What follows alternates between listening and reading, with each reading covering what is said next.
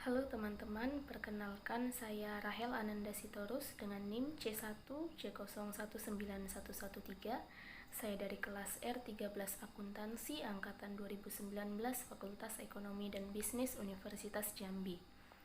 Video ini saya buat guna memenuhi tugas mata kuliah Akuntansi Manajemen lanjutan saya yang diampu oleh Bapak Juliusman SE MSI AK. Nah, di video saya kali ini saya akan menjelaskan materi mengenai penggunaan sistem manajemen biaya untuk efisiensi. Baik, di sini saya akan membahas mengenai manajemen berbasis aktivitas terlebih dahulu. Manajemen berbasis aktivitas atau Activity Based Management atau biasa disingkat dengan ABM itu adalah pendekatan manajemen yang memusatkan pengelolaan pada aktivitas dengan tujuan untuk melakukan improvement berkelanjutan terhadap value yang dihasilkan bagi customer dan laba yang dihasilkan dari penyediaan value tersebut. Nah, kaitannya dengan Activity Based Costing atau ABC, ABC itu adalah sumber utama informasi manajemen berbasis aktivitas. Baik, yang selanjutnya yaitu dimensi manajemen berbasis aktivitas.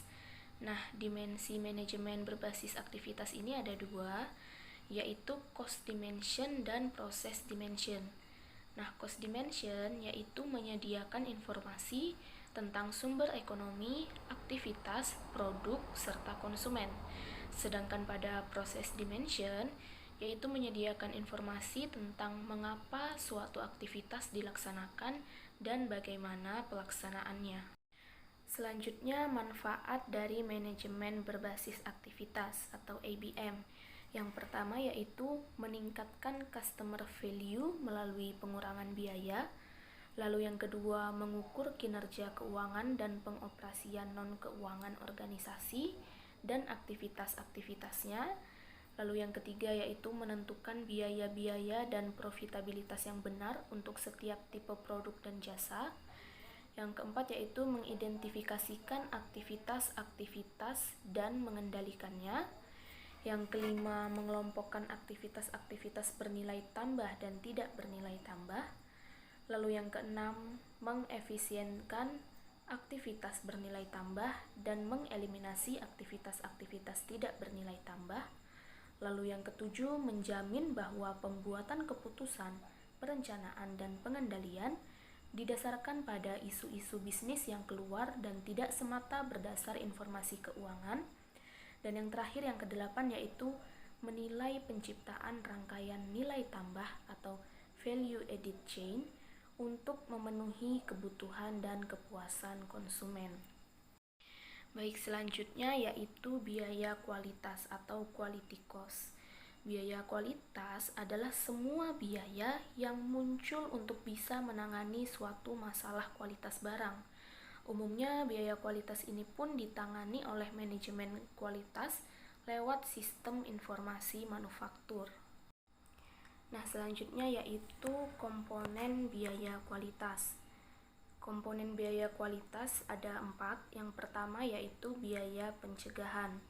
Adanya biaya ini digunakan untuk mencegah setiap kesalahan ataupun masalah yang terjadi pada kualitas produk. Lalu yang kedua yaitu ada biaya penilaian.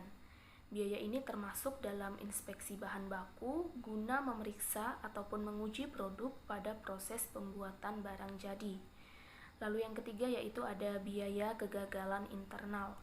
Umumnya biaya kegagalan internal ini terjadi bila ada produksi yang cacat. Lalu yang terakhir yaitu ada biaya kegagalan eksternal. Biaya ini akan dikeluarkan saat pembeli menerima produk berkualitas buruk.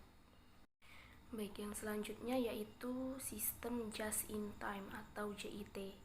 Just in time atau yang sering disingkat dengan JIT adalah suatu sistem produksi yang digunakan untuk memenuhi kebutuhan pelanggan tepat pada waktunya sesuai dengan jumlah yang dikehendakinya.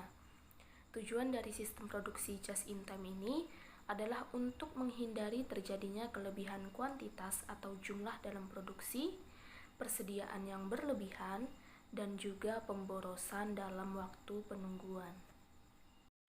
Nah, kelebihan dari sistem produksi just in time ini, yang pertama yaitu tingkat persediaan atau stok level yang rendah sehingga menghemat tempat penyimpanan dan biaya-biaya terkait seperti biaya sewa tempat dan biaya asuransi.